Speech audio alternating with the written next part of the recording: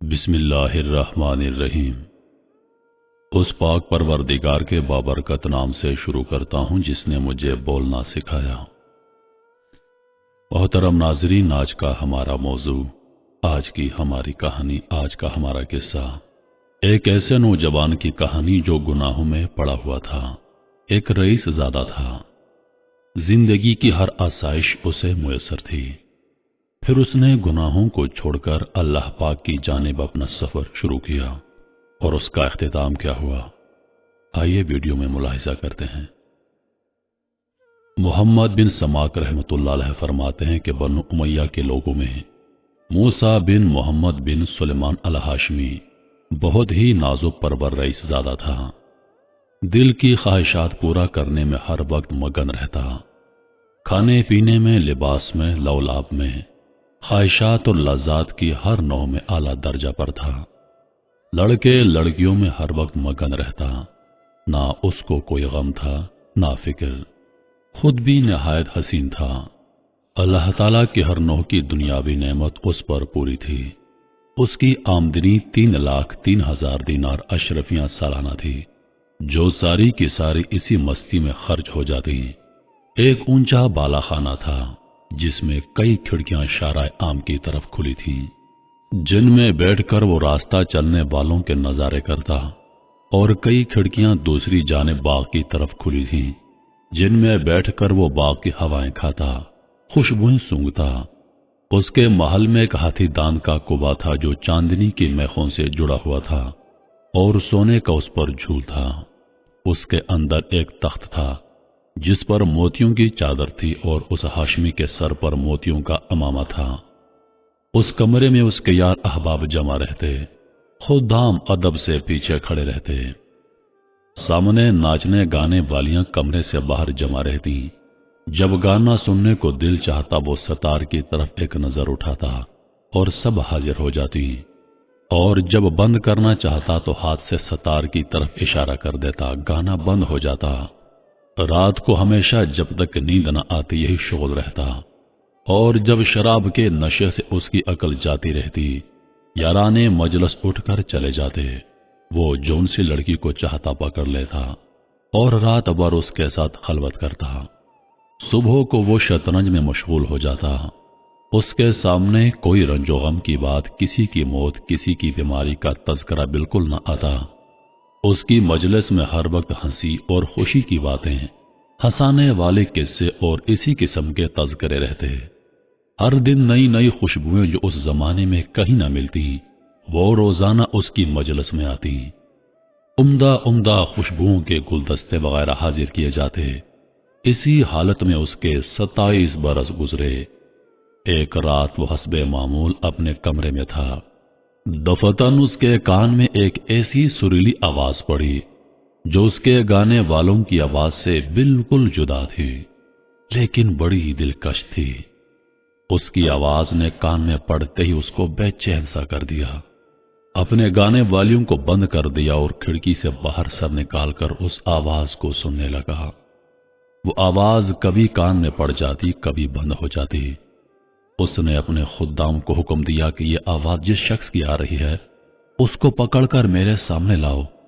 شراب کا دور چل رہا تھا۔ خدام جلدی سے اس آواز کی طرف دوڑے۔ خدام مسجد میں پہنچے جہاں ایک جوان نہایت ضعیف بدن، زرد رنگ، گردن سوکھی ہوئی، ہونٹوں پر خشکی آئی ہوئی، بال بکھرے، پیٹ کمر سے لگا ہوا، دو ایسی چھوٹی چھوٹی لنگیاں اس کے بدن پر کہ ان سے مشکل سے سطر ڈھک سکے، مسجد میں کھڑا اپنے رب کے ساتھ مشغول تلاوت ہے۔ یہ لوگ اس کو پکڑ کر لے گئے، نہ اس سے کچھ کہا نہ بتایا۔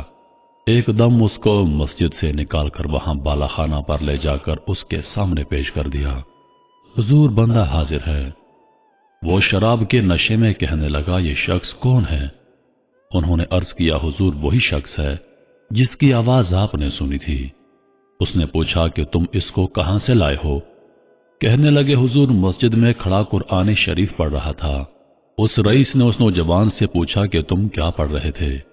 اس نے اعوذ باللہ پڑھ کر یہ آیتیں بتائیں جن کا ترجمہ ہے، بے شک نیک لوگ جنت کی بڑی نعمتوں میں ہوں گے، مسحریوں پر بیٹھے ہوئے جنت کے عجائب دیکھتے ہوں گے۔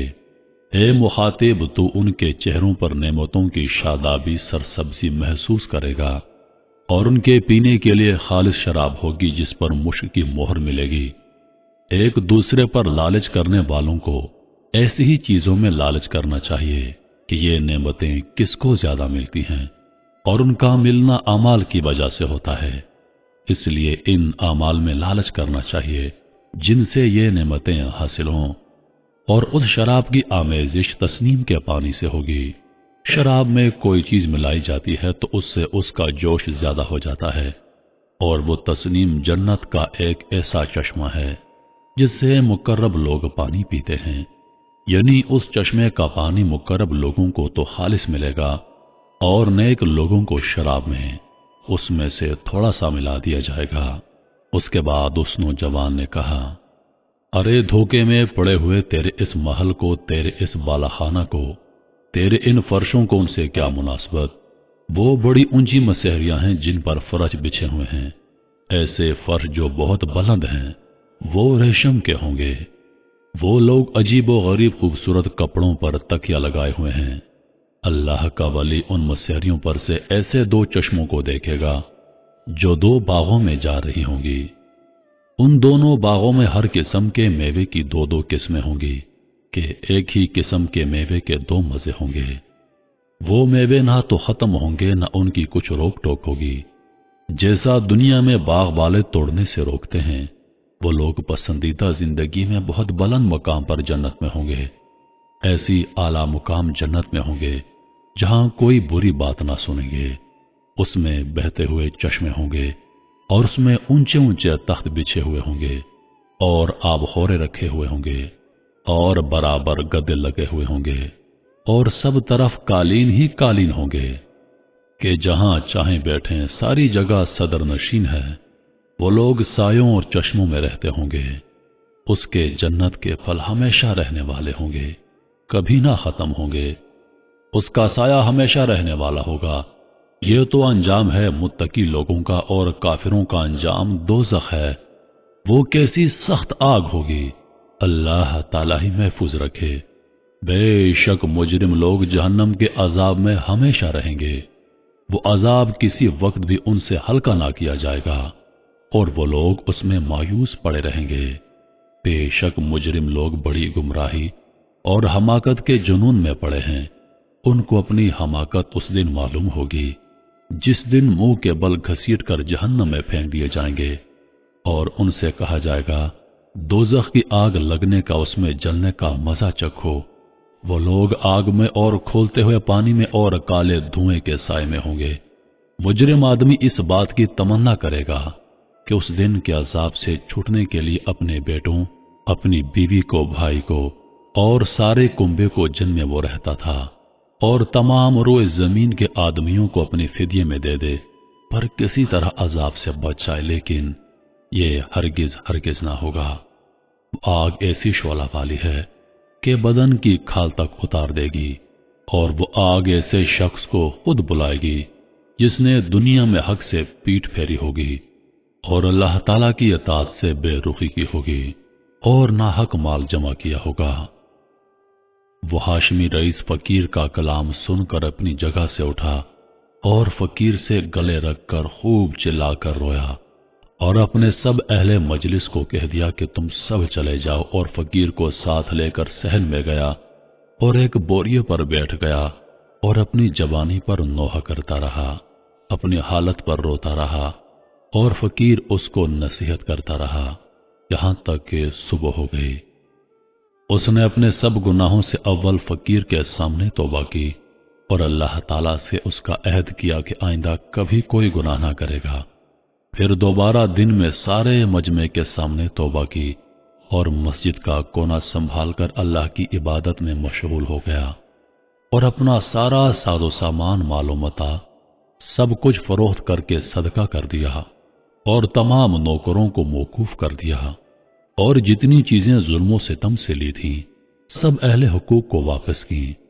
غلام اور باندیوں میں سے بہت سے آزاد کیے، اور بہت سے فروخت کر کے ان کی قیمت صدقہ کر دی، اور موٹا لباس اور جو کی روٹی اختیار کی، تمام رات نماز پڑھتا، دن کو روزہ رکھتا تاکہ بزرگ اور نیک لوگ اس کے پاس زیارت کو آنے لگے۔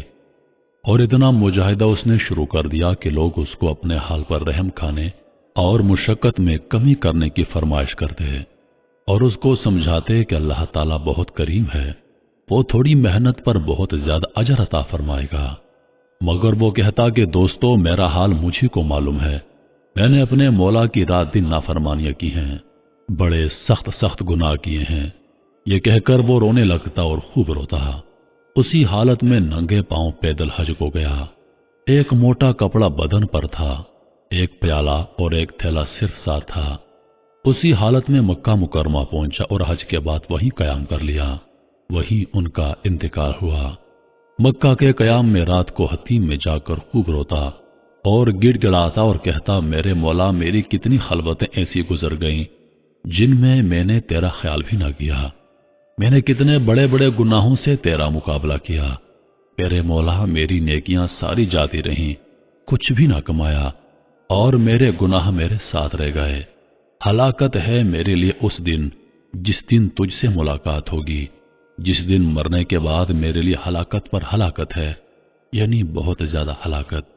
اس دن جس دن میرے اعمال نامے کھولے جائیں گے، آہ میری رسوائیوں سے بھرے ہوئے ہوں گے، وہ میرے گناہوں سے پر ہوں گے، بلکہ تیری ناراضگی سے مجھ پر ہلاکت اتر چکی ہے اور تیرا عذاب مجھ پر ہلاکت ہے، جو تیرے ان احسانوں پر ہوگا جو ہمیشہ تو نے مجھ پر کیے، اور تیری ان نعمتوں پر ہوگا جن کا ہمیشہ میں نے گناہوں سے مقابلہ کیا اور میری ساری حرکتوں کو تو دیکھ رہا تھا۔ میرے آقا، تیرے سوا میرا کون سا ٹھکانہ ہے جہاں بھاگ کر چلا جاؤں؟ تیرے سوا کون ایسا ہے جس سے التجا کروں؟ تیرے سوا کون ہے جس پر کسی قسم کا بھروسہ کروں؟ میرے آقا، میں اس قابل ہرگز نہیں ہوں کہ تجھ سے جنت کا سوال کروں، البتہ محض تیرے کرم سے، تیری عطا سے، تیرے فضل سے اس کی تمنا کرتا ہوں کہ تو مجھ پر رحم فرما اور میرے گناہوں کو معاف کر دے۔ میرے محترم عزیز دوستو، یہ تھا ایک ایسا سچا قصہ، ایک ایسے نوجوان کا قصہ جس نے گناہوں کو ترک کر دیا اور اللہ کے راستے پر چل پڑا۔ جب اس نے اللہ کے راستے کو اپنایا تو اپنے وقت کا ولی بن گیا۔ میرے محترم عزیز دوستو، آپ نے اس کہانی سے، اس قصے سے کیا سیکھا؟ کمنٹ میں اپنی رائے کا اظہار ضرور کیجیے گا اور اس ویڈیو کو اپنے دوستوں کے ساتھ ضرور شیئر کیجیے گا۔ انہی لفظوں کے ساتھ میں اجازت چاہوں گا، اس امید کے ساتھ کہ سانسوں وفا کی تو اگلی بار ایک اور ویڈیو لے کر آپ کی خدمت میں حاضر ہوں گا۔ تب تک کے لیے خدا حافظ۔ اللہ پاک آپ سب کا حافظ و نگہبان۔ ہنستے رہیے اور ہمیشہ مسکراتے رہیے۔